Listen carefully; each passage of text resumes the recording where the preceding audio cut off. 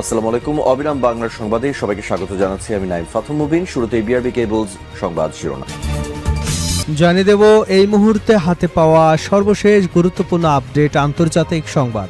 শুরুতেই থাকছে মার্কিন ঘাঁটিতে ইরানের ভয়াবহ হামলা, অপ্রতিরোধ্য 3টি F-35 যুদ্ধবিমান ধ্বংস।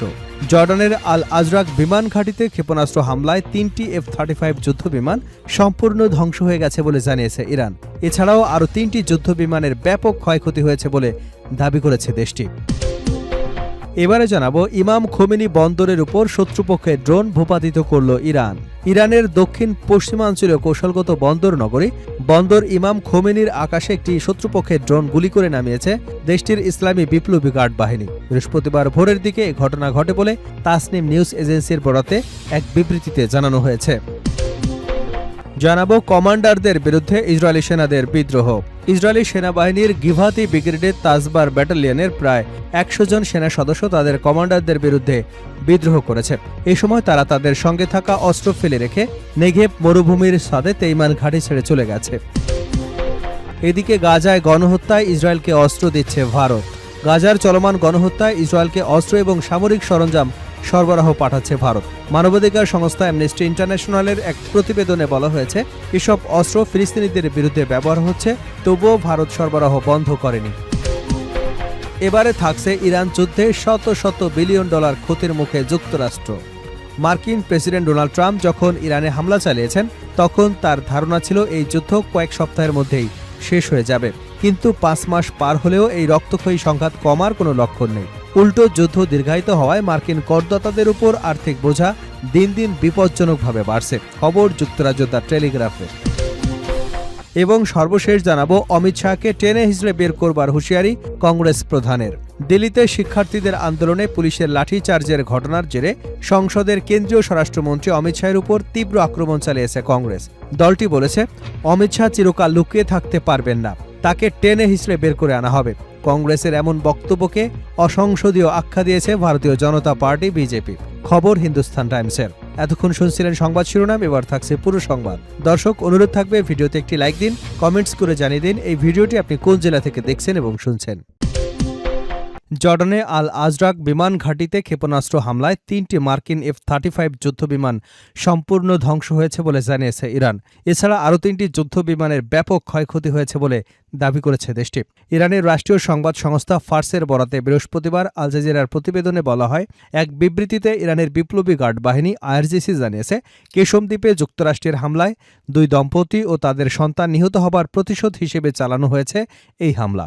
IRGC আরও জানায়, তাদের মহাকাশ ও ক্ষেপণাস্ত্র বাহিনী কয়েকটি ব্যালিস্টিক ক্ষেপণাস্ত্র দিয়ে আল আজরাক বিমান ঘাঁটির একটি র্যাম্প এবং রক্ষণাবেক্ষণ শেডে হামলা চালায়। ওই শেডে রাখা হয় মার্কিন F-35 যুদ্ধবিমান।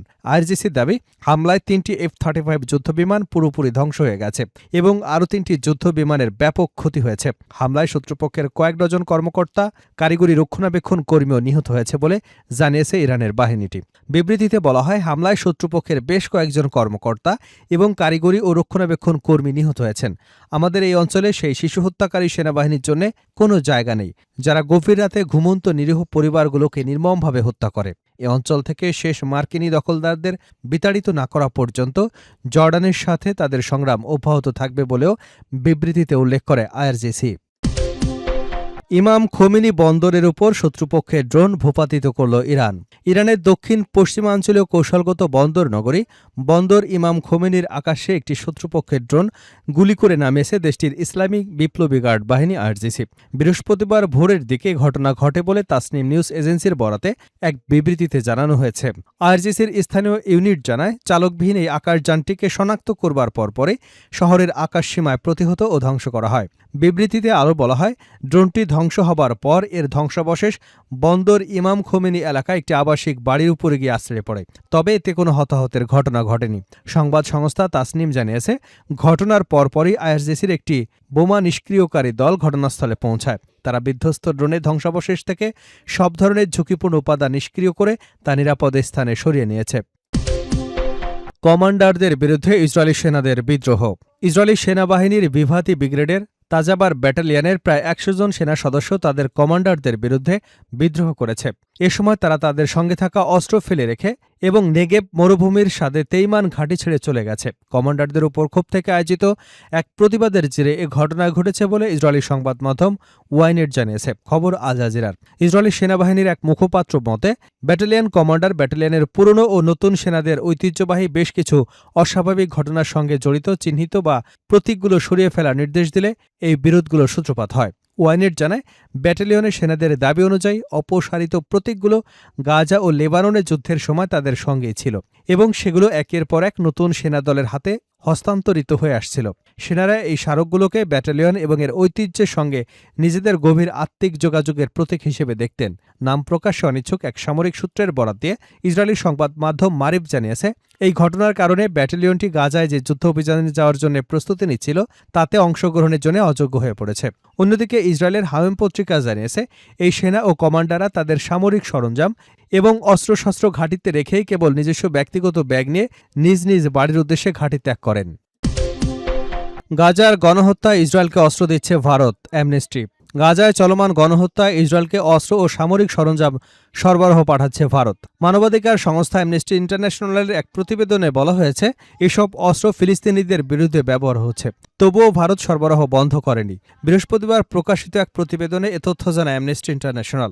ওই প্রতিবেদনে বলা হয়েছে, 2023 সালের 7 অক্টোবর থেকে 2026 সালের মাঝামাঝি পর্যন্ত ভারত থেকে ইসরায়েলে পাঠানো 2596টি অস্ত্র, গোলাবারুদ, যন্ত্রাংশ এবং সামরিক সরঞ্জামের চালান বিশ্লেষণ করেছে তারা। প্রতিবেদন অনুযায়ী ভারতীয় কোম্পানিগুলো ইসরায়েলের সামরিক সরবরাহকারীদের কাছে অন্তত 3,90,516টি ছোট অস্ত্রের যন্ত্রাংশ, 5,64,970টি বিস্ফোরক অস্ত্রের উপাদান, যার মধ্যে ড্রোনের ওয়ারহেড, আর্টিলারি শেলের খোল রয়েছে এবং 298টি সামরিক যানবাহনের উপাদান সরবরাহ করেছে।